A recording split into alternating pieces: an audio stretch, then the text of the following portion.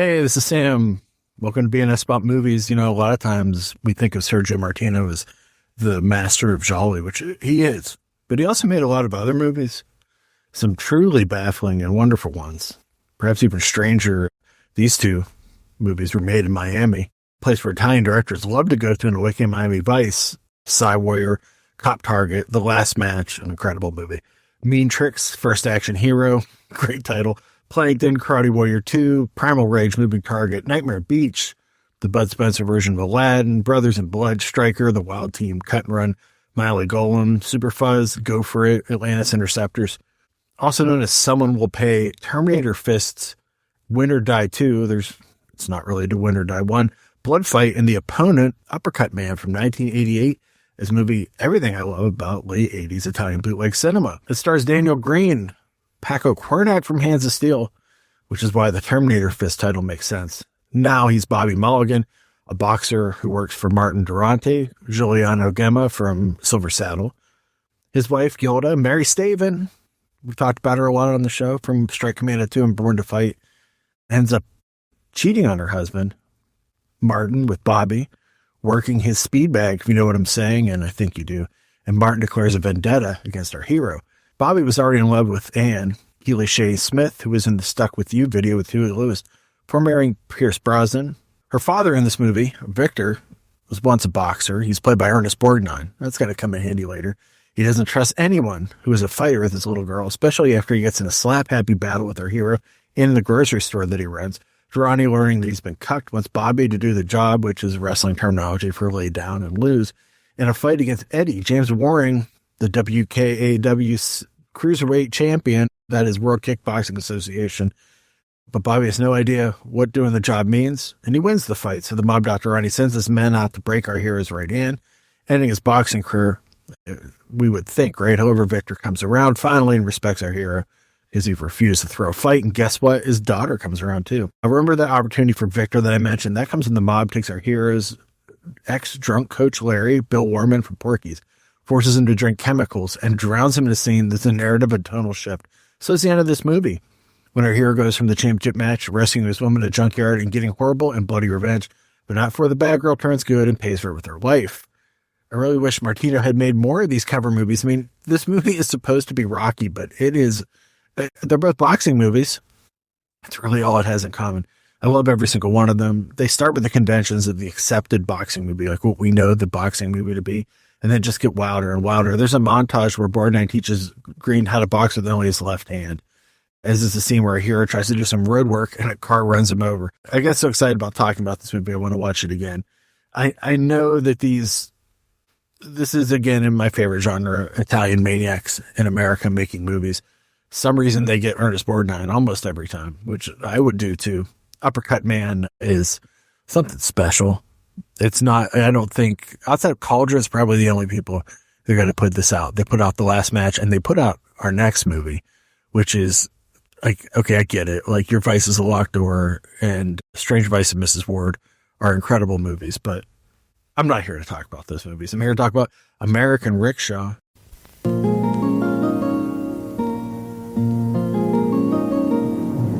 Hey, babe, ride with me, give you a discount.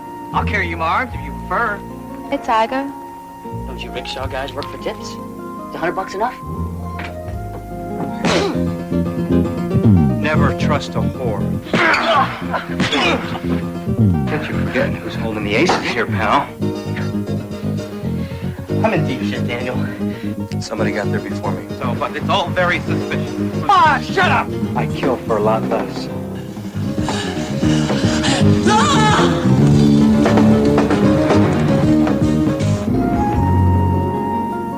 He was born June 6, 1966. Look out! Right. In comparison to the Chinese, we walk upside down.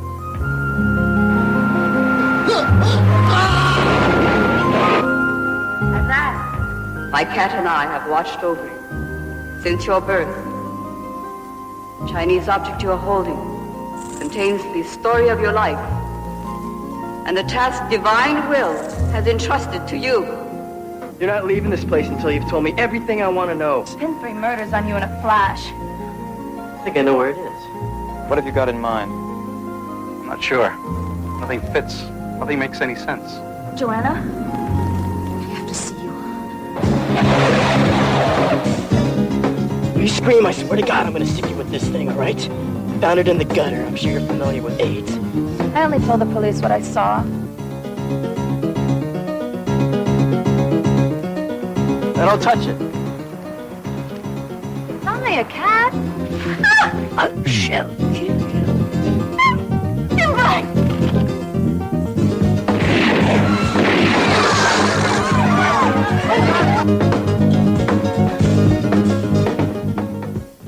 A rickshaw driver in Miami is protected by an Asian witch when he comes up against a conspiracy involving him being videotaped having sex with a mysterious redhead, and it causes the death of a faith-healing televangelist played by Donald Pleasance.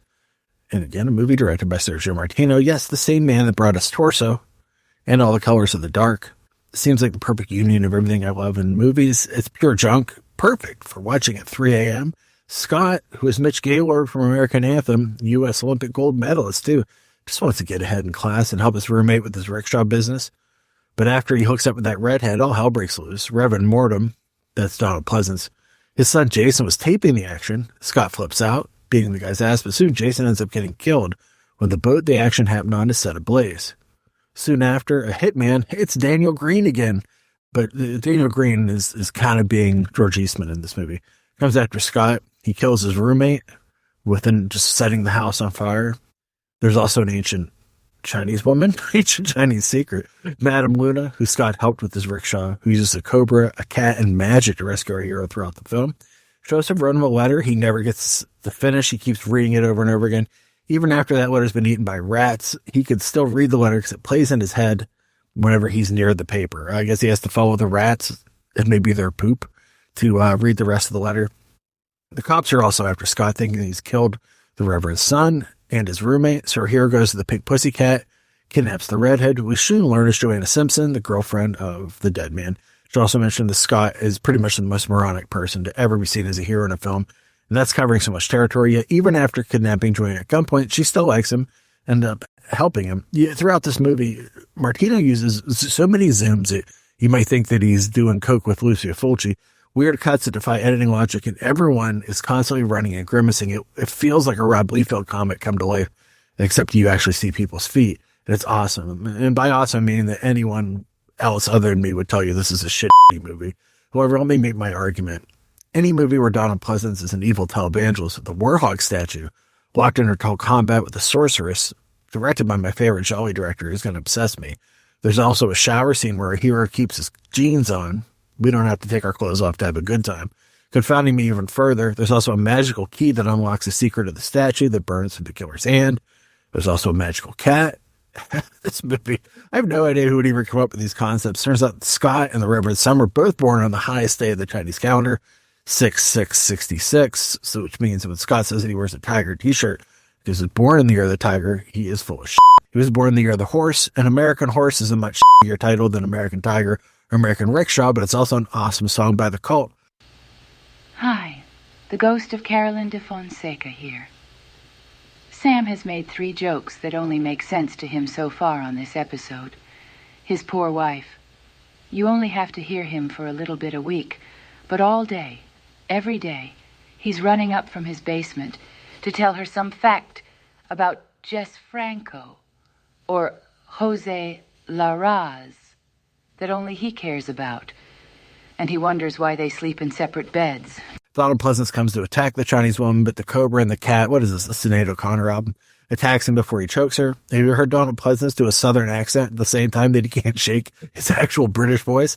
You will. I'd say that this role is beneath him, but I can also point to a million movies before and after this that are way further beneath him. Welcome, my friends, my faithful friends, my beloved friends. The Lord has seen fit to subject me to terrible test. The loss of my only son. The killer catches up with Scott, who runs across railroad ties and trips.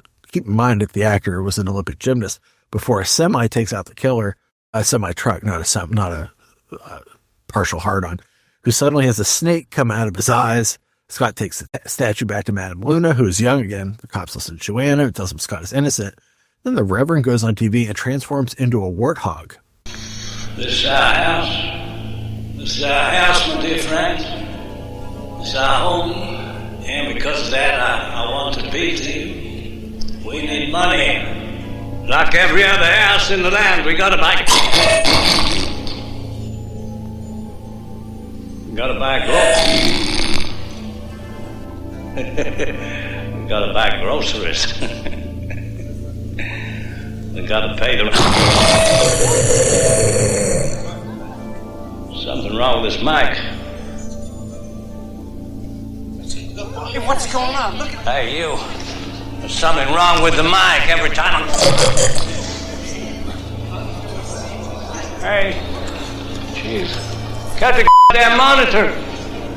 The Chinese go... Cut it! The Chinese...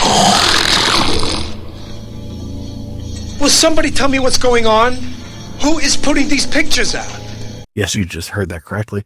Then his wife screams that he's the devil and shoots him as everyone watching the warthog under his skin emerge. He was the devil, she screams as the cops matter-of-factly lead her away. A man just turned into a giant bloody pig. This should be a bigger deal than the way the cops react to it. How could a movie like this be created? Why is no one constantly talking about it? Thank God Cauldron put this out. When people tell me they're bored and they hate the world, it's movies like this I point you to. Don't ever be bored. There's certainly a million movies to find. I mean, Sergio Martino made this for you. Let's give you two other Sergio Martino movies. Graffiante Desiderio from 1993. I had no expectations of this movie. The film's from the 90s by Martino, Foxy Lady, La Regina delle Uma Pese, Mozart is a Murderer, are a mixed bag. The reviews online were rough on as well, and I remembered, you alone judge whether or not a movie is a success. It is only a success to you, the viewer, if you're the one that enjoys it. Keep that in mind when you watch movies. I love this movie. Luigi, played by Ron Numi, has it all. Great house, lots of money, a rising career, and a ring on the finger of Cinzia, who's Simona Boriani, his rich soon-to-be wife, but none of that excites him. What does is his young cousin Sonia, Victoria Belvedere, who comes to stay at his place and insinuates herself into his life. His fiancée instantly hates her, but you can understand why. Sonia is pretty much the statue created by one of the sculptors of Rome's artistic past that has come to life. Luigi's tempted, but his fiancée only wants to discuss money issues and appointments, even when they have sex.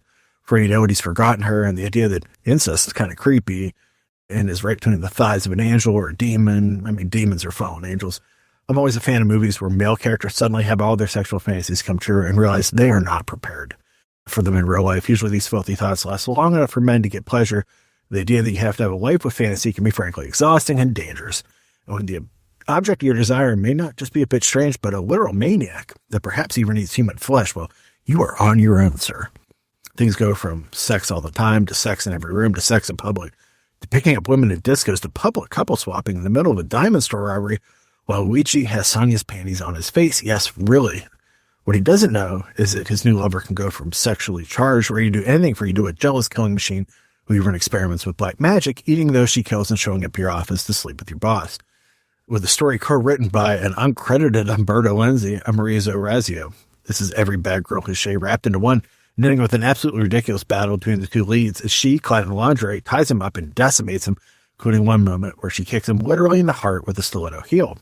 Martino has ended so many movies atop a building, and this is no different. Also, like so much Giallo, it closes on a mannequin launched off said building. I am all for dummy drops.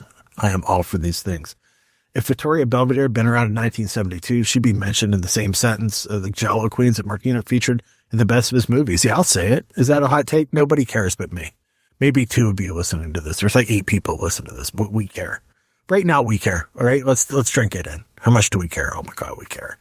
Sure, there's no way this movie doesn't outshine anything Sergio Martino did in his glorious past, but put aside those thoughts. It's strange because when I watch 90s and later Argento, I just get sad. His past glory seems so far away. Yet Martino always excelled at story instead of style, so I can still find a lot to love in his later work. There are moments in here that made me laugh and share pleasure. Is that all we can ask from a movie? Like, really it is. I'm shocked Severin hasn't put this movie out. Also, a movie that nobody cares about is going to put out an Orso Chiamato Arturo from 1992. In an interview with Martino on the All the Colors of Jalo Blu-ray from Severn, he mentions that he only lost money on one movie. This is that movie. I watched it as it was meant to be seen on a YouTube link with an RAI Movie HD logo in the upper corner in Italian with no English subtitles, and with someone yelling translated Russian dialogue over the existing soundtrack. George Segal was a big star from when he was in Who's Afraid of Virginia Woolf in 1966 till the mid-70s. So popular, he would show up on The Tonight Show and the Smothers Brothers, playing banjo and singing. He had 2 albums, the solo album The Yama Yama Man and A Touch of Ragtime with the Imperial Jazz Band. Notable films of his A-list years include Where's Papa?, A Touch of Class, No Way to Treat a Lady, The Owl and the Pussycat, and Fun with Dick and Jane. Segal even hosting the Oscars in 1974 as part of an all-star Oscar hosting cast with Gene Kelly, Goldie Hawn, Walter Matthau, and Robert Shaw, who was no fun after the other ones, right? I came when Walter Matthau probably just got loaded and swore at people, and things went downhill. He told the Chicago Tribune in the first 10 years, he's playing all kinds of different things. I love the variety and never had a sense of being a leading man, but a character actor. Then I got frozen into this urban character. About the time of The Last Married Couple in America, I remember Natalie Wood saying to me, it's one type role after another, and pretty soon you forget everything. You forget why you're here, while you're doing it. Then my marriage started to fall apart. I was disenchanted. I was turning on myself. I was doing a lot of self-destructive things. There were drugs. I'm also sure I was guilty of spoiled behavior. I think it's impossible when that star rush comes off not to just get a little full of yourself, which is what I was. By the 90s, he was a character actor. Most people today would probably remember him before his death being on sitcoms like Just Shoot Me and The Goldbergs. But for some time, he was a big star. At this point in his career, Segal was in movies like Look Who's Talking, All's Fair for the Boys, Me, Myself, and I, and the Dolph Lundgren action film Joshua Tree. And that brings us to Italy. Sergio Martino, I mean, again, we're talking about all his films, but let's talk about that 5-picture run. From The Strange Vice of Mrs. Ward to Torso, maybe the most consistent work of any Italian genre director. By 92, he was mostly making TV miniseries like Private Crimes, which you can get from Severn, in addition to direct-to-video action like After the Condor and erotic thrillers like Craving Desire and Foxy Lady. Martino would direct and co-write this movie with Nino Martino, who also wrote The Throne of Fire and Razza Violenta. It was produced by his regular partner, his brother Luciano, and shoot by cinematographer Giancarlo Ferrando. It was behind the camera for a lot of Sergio's work, all the way back to All the Colors of the Dark. He also worked on Detective School Dropouts, Umberto Lenzi's Cop Target, a Lenzi movie with Robert Ginty in it, which I haven't seen. This is amazing. Iron Master and Devilfish. He also directed one of his own movies, La Ragazza di Cortina, under the name Maurizio Vanni. George Segal plays Billy, a composer on a tight deadline. He soon meets Alice, who claims she's his biggest fan, but really she's a spy, and she's played by Carol Alt, who took her supermodel career to Italy, where she first worked in movies like Via Monteperoni, Un Male Primi 40 Anni, based on the life of Marina Ripa de Miana, Bye Bye Baby, opposite Brigitte Nielsen. Hunt this down, Sam. Duccio Tessari's Beyond Justice, Treno de Pana, Mortassi, La Pua Bella de Rame. Is anyone listening?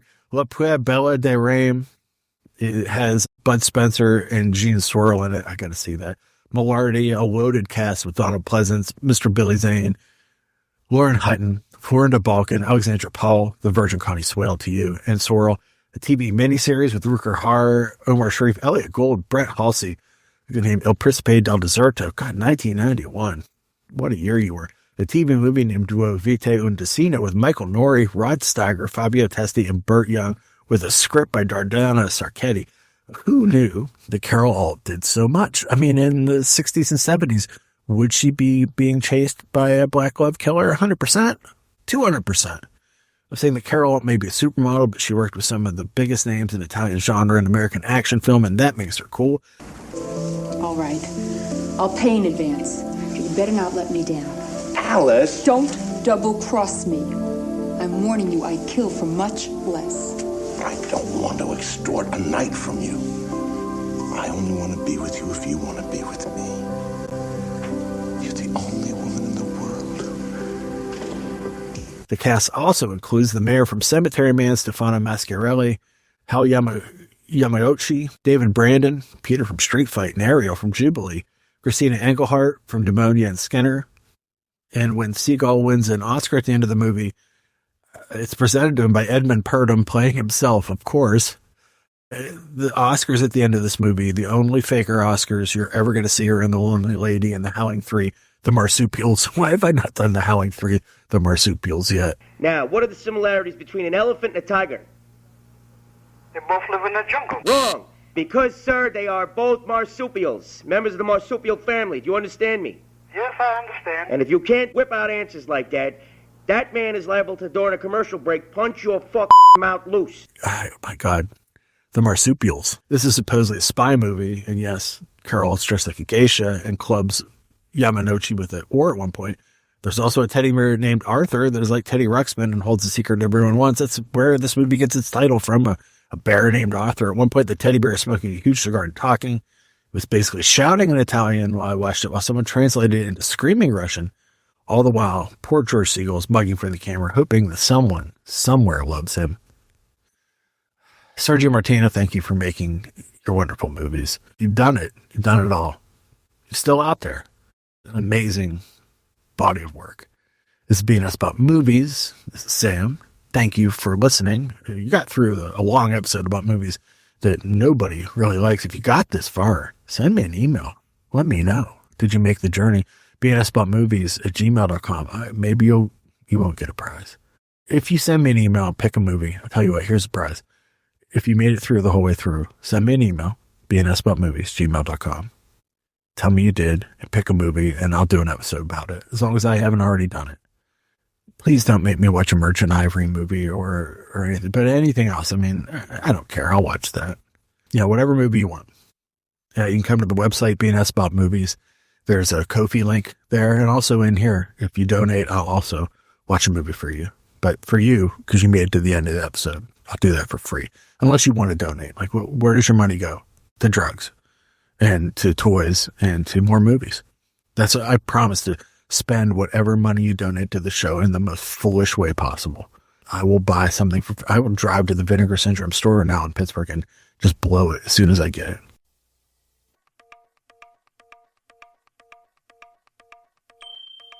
This one is called Sergio Martino.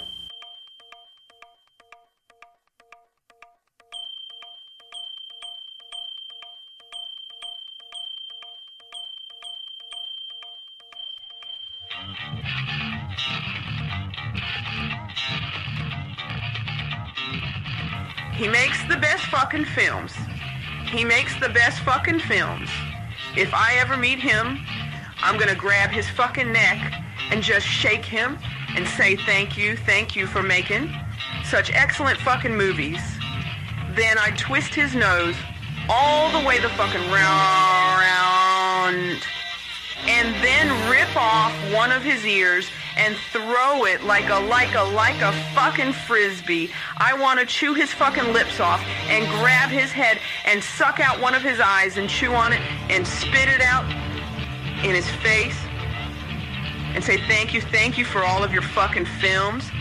Then I'd pick him up by the hair, swing him over my head a few times and throw him across the room and kick all his fucking teeth in and then stomp on his face 40 or 50 times. Because he makes the best fucking films. He makes the best fucking films I've ever seen in my life. I fucking love him. I fucking love him.